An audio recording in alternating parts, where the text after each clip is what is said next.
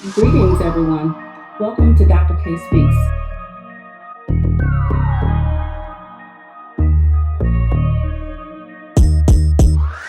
We have entered a new dimension in time. We are being called to evolve, transform. Join us. To move past your fears is freedom to me. Yes. You know, your fears can contain you and put you in a box, and you can live a very limited life. But when you embrace the fear and do it anyway. Feel the fear and do it anyway. Yeah. Who was that that said jump and grow your wings on the way down? I love that. That was a book. I don't know whether it was Wayne Dyer that said jump and grow your wings on the way down, or whether it was Les Brown. I know one of Les Brown's sayings was people don't know how strong they are until people are like tea bags. They don't know how strong they are until they get into some hot water. Oh, wow. Yeah, so it's certain folks that people say that, I keep in mind. But yeah, sometimes you got to jump and grow your wings on the way down. Yeah. But okay, so what I like to do though, because I'm a damage control person, right? I want to look and see whatever the possible pitfalls might be, so that on the way down, if something go wrong, then it's like, oh, okay, I could do this, or I could do this, or I could do this, or I could do this. So I don't usually just like jump out there. I'm going to do some research. That just makes me feel better. And then even when I do the research, you can't account for every single thing that is going to happen when you step out on a new venture. Right. Because it's always going to be something that occurs that was not in the book, right? Because experience is the best teacher. Yes. Yes. But faith and belief in yourself, you will work through it. Yes. Whatever that is. Yes. Yes, that's really important. Because we are enough. Yeah, yes. We are enough. The Creator created us and just gave us so many skills and abilities. We talked about in a prior video about superpowers. Yes. So we have so much. And the only way that you're going to find out what you have inside is you got to move beyond your fear. And then once you start moving beyond your fears on a regular basis and seeing everything work out, then you end up living a life where you live beyond your fears. It doesn't mean that a situation is not going to show up that's going to create some anxiety or fear, because the brain is wired for our survival. The brain, if it's something new that you're wanting to do and you haven't done it before, then the brain is going to send out some warning signs, and that's to good to keep know, you in your space, in your comfort zone. That everybody experiences that. Because I always thought it was just me. I was the only person that was scared to do things. But when I found out that it was a natural, it's the ego's protection. And it's just the way the brain is wired. The brain is wired to keep us in our comfort zone, because that's where it knows we're going to be safe. And so when we get ready to step outside of our comfort zone, and it'll send out some chemicals and all kind of stuff, warning, she's getting ready to do that over there. And we don't know if she's going to survive. Right. And we don't know nothing about that. Yeah, right. But then once you tiptoe over there and do it a little bit more, and then your brain sees that you're still alive, then it'll be like, okay, all right, this might be okay. She's doing it. Oh, okay. Yeah. And then once you get in it, then you're in it real good. And then you're moving and you're flowing.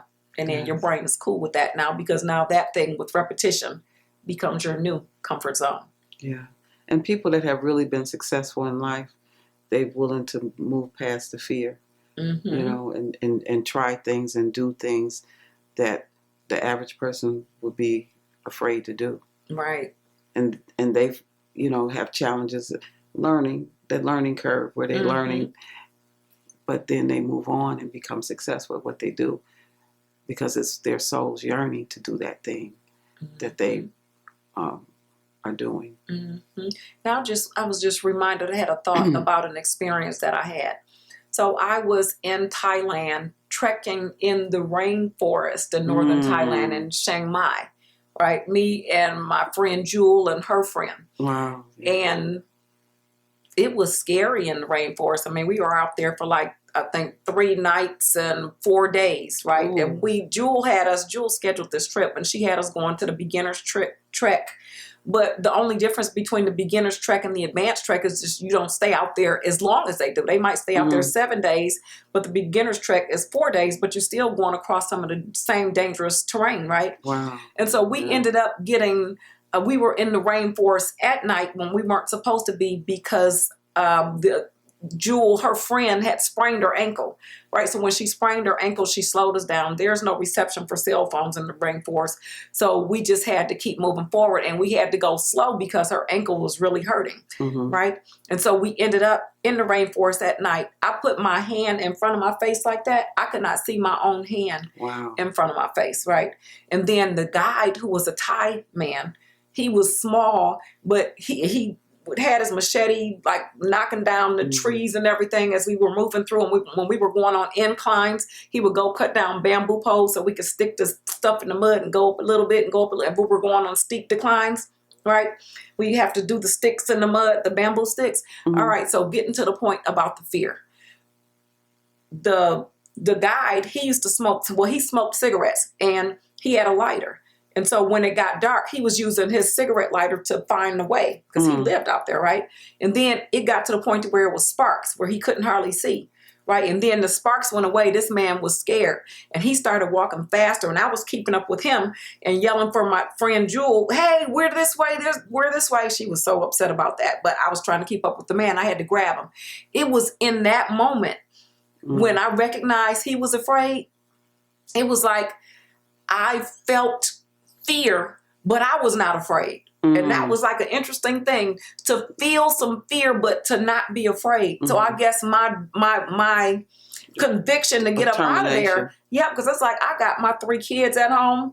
I am getting home to my babies. I will not be unalived out here in the rainforest. And then y'all know about the movies. Remember Godzilla? Well, Mothra, right? Mothra was in the rainforest. We couldn't see nothing, but we heard something. I think, we heard some some wings and everything. Right. And it was like, woo, people don't trek in the rainforest at night. Imagine all kind of stuff out there, right? It was dangerous. And so I felt the fear, I guess, within me, but I was not afraid. So but your determination was stronger than your fear. Yes, it was. So it was like I was outside of myself, getting myself through this situation. And that was just powerful. That was the first time that I had an experience where I felt fear, but I was not afraid. It's like, I'm getting up out of here. We're going to do this. We're going to do that. Come on, Jewel. We're this way. We're this way.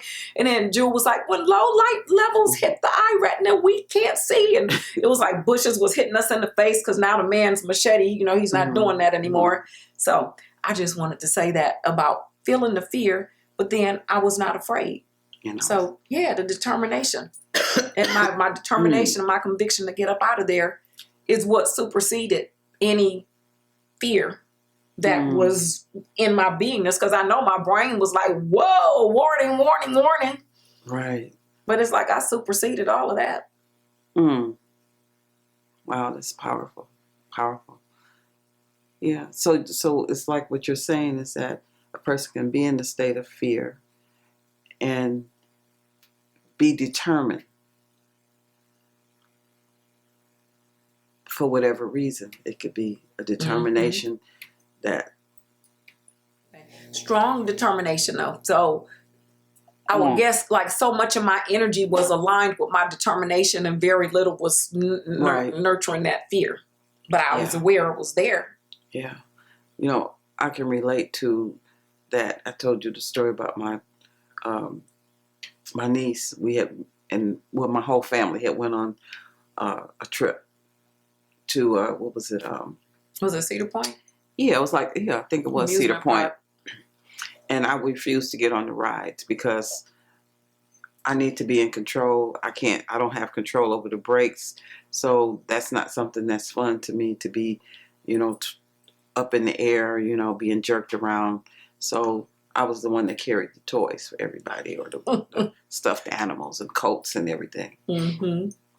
So my niece wanted to go on this ride, and it was in this building. It looked like a castle. And so when people got on the rides, it was like 2 to a ride. My niece couldn't get on the ride because there was nobody to go with her except for me.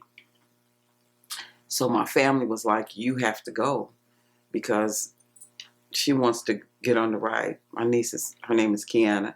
She wants to get on the ride. And she's about 10. And she's like, come on, Auntie. Come on, Auntie. So, please. Yeah. So, I said, okay. So I looked around and I seen it was like a train and it was in a building.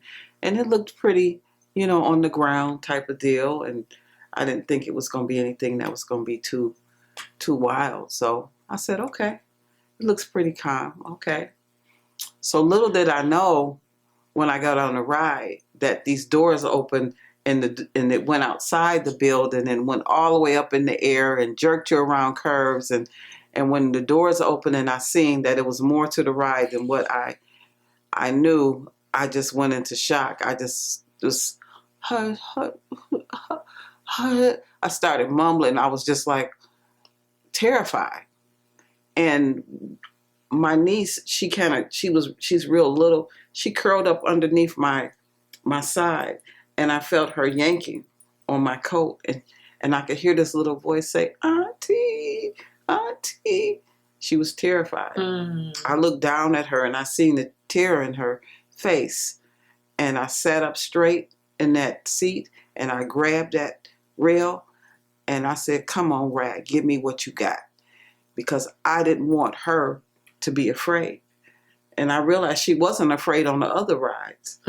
But because I was afraid, she was afraid. And so when I grabbed the rail and I said, "Come on, Rag, give me what you got," she sat up in that chair. I said, "Kiana, we gonna be all right." And I put my arm around her and she sat up like everything was good. And we rode that ride. We rode it, and I was just fierce. Yes. Wow. And I was just like, wow, it's like something emerged in me that I didn't even know was there. And I think sometimes when we, can see past our fear, see a goal, see an objective in the midst of that fear, sometimes that fear is in the background. It's like, get thee behind thee. Yes. Right. Because I'm doing this. I'm doing this. Yeah. So, that was a powerful experience. Because what I learned if the adults are afraid, then the kids are terrified.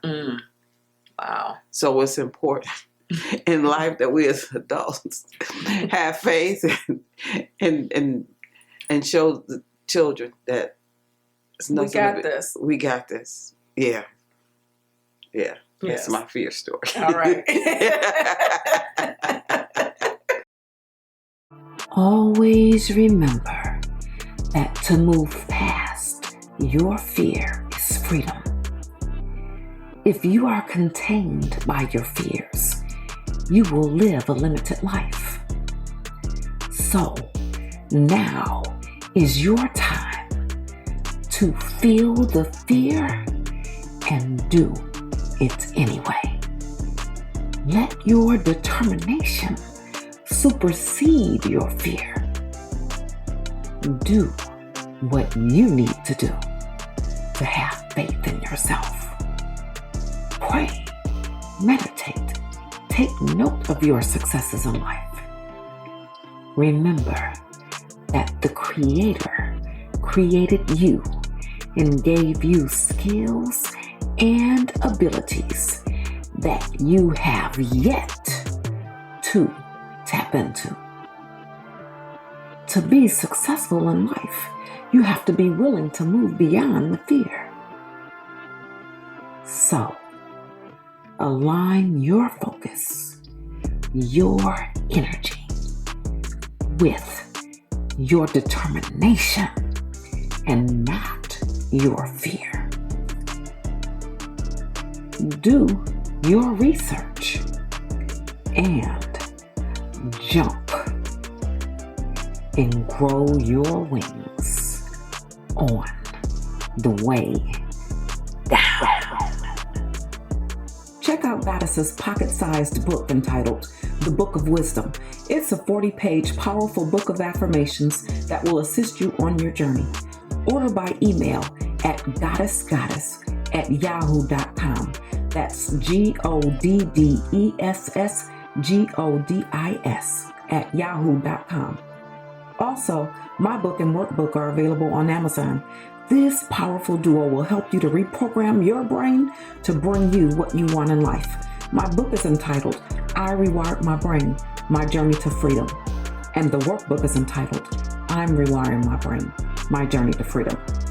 Thank you for listening. And if you've liked this video, give it a thumbs up, share it with your friends and family. And if you have not yet subscribed to my channel, then please subscribe so that you can be aware of all of the videos that I've already posted and ones that I will continue to post on how to become the highest version of yourself.